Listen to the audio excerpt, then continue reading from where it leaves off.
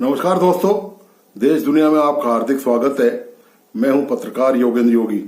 दोस्तों, एक पता ही है आपको कि एक बड़ी दुखद खबर है और पूरे देश के लिए निश्चित तौर पर ये बहुत बड़ा झटका भी है कि 50 वर्ग किलोग्राम में ओलंपिक में कुश्ती के सेमीफाइनल मैच में जीतने के बाद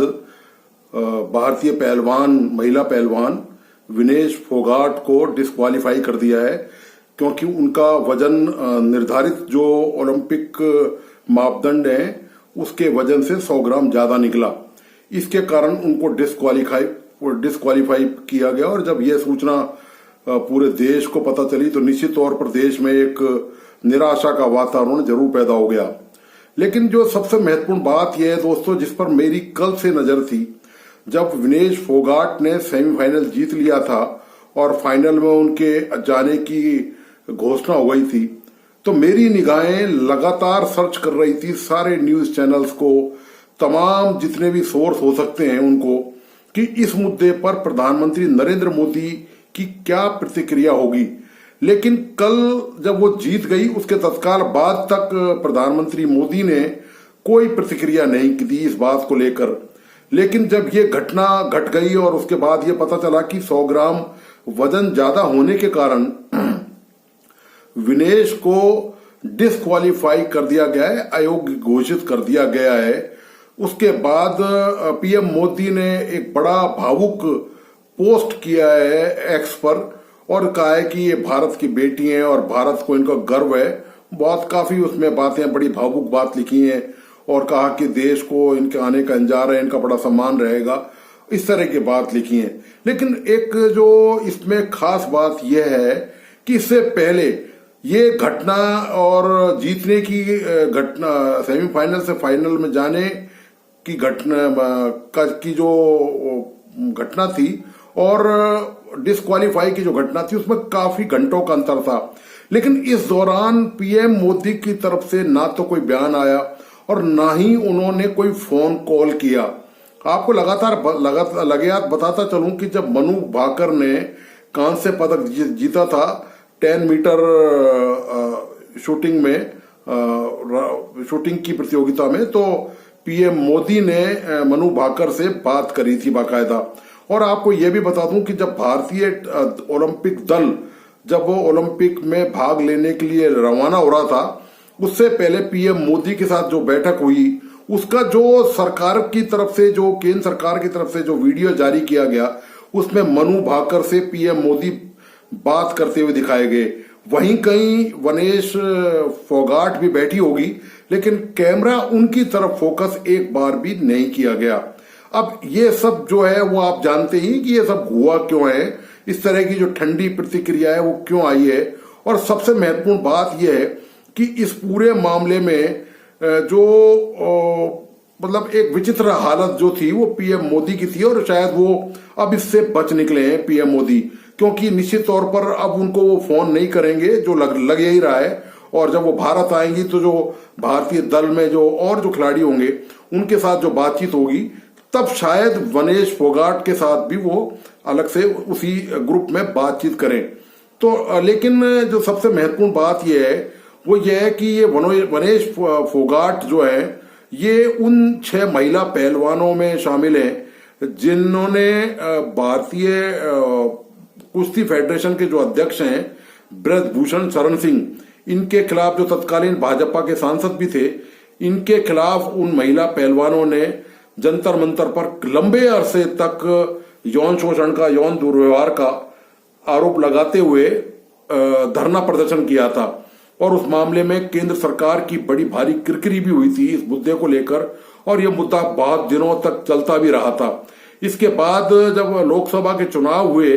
तो मजबूरी में भारतीय जनता पार्टी ने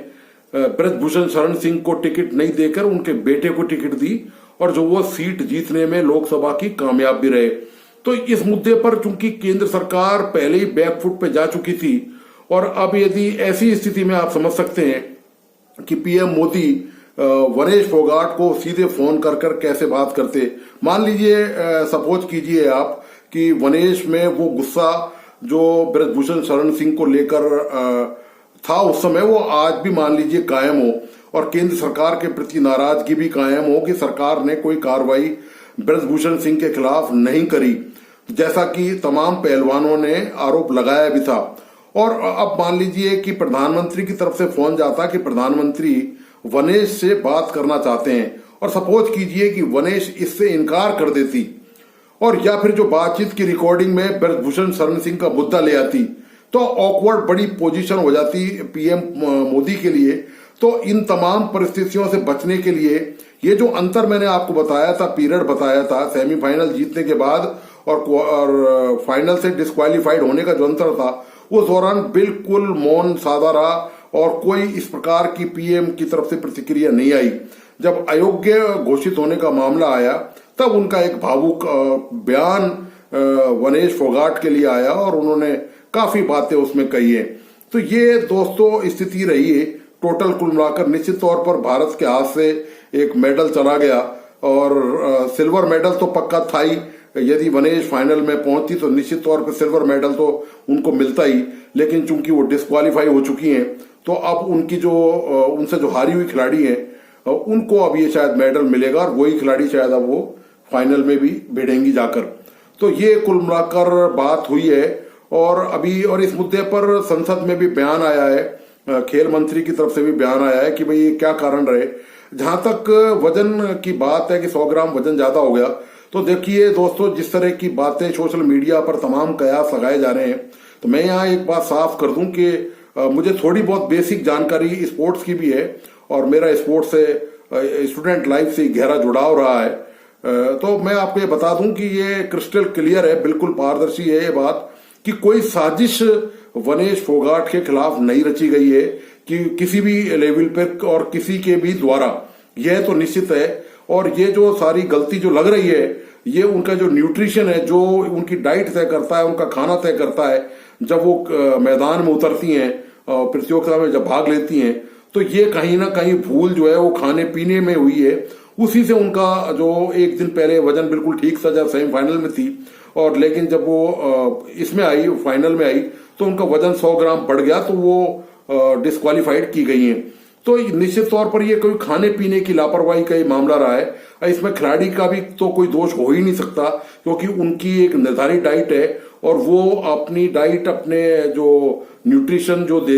उनके साथ गए हैं, जो भी वहां पर उनकी फिजियोथेरेपिस्ट है, न्यूट्रिशन है, वो उनका ध्यान रखते हैं कि कितना इनको खाना है ताकि इनका वजन अगले दिन बढ़ नहीं जाए। तो ये जिम्मेदारी दरअसल उनकी बनती थी, इसमें किसी का और का कोई दोष नहीं है। ये महज मुझे लगता है कि एक ये तकनीकी मामला है, और ये वहीं पर कहीं ना कहीं कोई चूक उनसे हुई है। लेकिन कुल मिलाकर सारा घटनाक्रम जो है बहुत ही दुखद है देश के लिए। बड़ी उम्मीद थी, और दुखद इसलिए भी है दोस्तों कि ये 1 अरब 40 करोड़ का देश है, इसमें महज अब तक 2-3 मेडल ही आए हैं, और बड़ी हसरतों से वनेश फोगाट पर निगाहें लगी हुई थी पूरे देश पर। हॉकी में हम हार चुके हैं,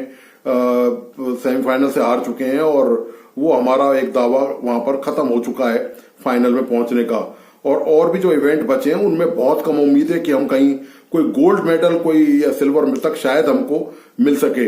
जी, हम तो चाहते यही हैं कि हमारी तो दुआएं हैं, पूरे देश की भी दुआएं हैं कि जो बचे हुए खिलाड़ी हैं, उनके जो बचे हुए इवेंट हैं, चाहे वो एथलेटिक्स हो चाहे वो दूसरे हों, उनमें उनको बहुत अच्छा मुकाम हासिल हो और वो उनको गोल्ड मेडल मिल सके। लेकिन जो परफॉर्मेंस अभी तक नजर आ रही है उसके हिसाब से लगता नहीं है कि कहीं कोई बहुत ज्यादा उम्मीद किसी खिलाड़ी से की जाए। दोस्तों, इससे बड़ा दुर्भाग्य क्या होगा, ये देश जो है हर मोर्चे पर तरक्की कर रहा है, लेकिन खेलों में आज भी हमारी हालत वही आज से 30-40 साल 50 साल पुरानी है। कोई बहुत ज्यादा 2-3 कांस्य मेडल ले आना ये कोई बहुत बड़ी उपलब्धि इस देश के लिए नहीं मानी जा सकती। केंद्र सरकार की 50 उपलब्धियां होंगी, निश्चित तौर पे इनसे कोई इत्तेफाक नहीं रखेगा। उन्होंने डेवलपमेंट का काम किया होगा, करप्शन मिटाया होगा, देश में आतंकवाद पर नकेल डाली होगी निश्चित तौर पर, लेकिन जहां तक खेलों के डेवलपमेंट का मामला है वो परिणाम आपके सामने है कि पूरा देश, ये 1 अरब 40 करोड़ की आबादी वाला देश महज 2-3 कांस्य पदक पर ही केवल संतोष जाहिर कर रहा है, जबकि हमारा जो प्रतिद्वंदी और दुश्मन देश है चीन, आप जानते हैं कि उसकी रैंकिंग कैसी है और खेलों में उसका कितना जबरदस्त कंट्रोल है। उसके पास मेडलों की, gold medal, silver medal, bronze मेडलों की झड़ी लगी हुई है, और भी दूसरे छोटे मोटे कंट्री हैं, यहाँ तक कि साउथ अफ्रीका के जो कंट्री हैं उनके पास भी गोल्ड मेडल, कई कंट्री ऐसे हैं जिन्होंने ट्रैक एंड फील्ड यानी कि एथलेटिक्स में दौड़ भाग कूद फाद की जो प्रतियोगिता होती हैं उन्होंने उनमें मेडल कहीं ना कहीं प्राप्त किए हैं। लेकिन भारत की किस्मत में शायद ये नहीं है। हमें वापस पुनर्मूल्यांकन करना होगा कि हम कैसे खेलों को और बेटर दिशा में ले जा सकें, वर्ल्ड लेवल अंतर्राष्ट्रीय स्तर पर प्रतिस्पर्धा में कैसे हमारे खिलाड़ी उतरे और कैसे कामयाब हों। तो दोस्तों, आपको आज का विश्लेषण कैसा लगा, प्लीज अपने लाइक्स और कमेंट के साथ मुझे जरूर बताइए और इस वीडियो को अपने दोस्तों और परिजनों को जरूर शेयर करें। साथ ही इस YouTube चैनल को लाइक सब्सक्राइब करना नहीं भूलें। धन्यवाद, नमस्कार।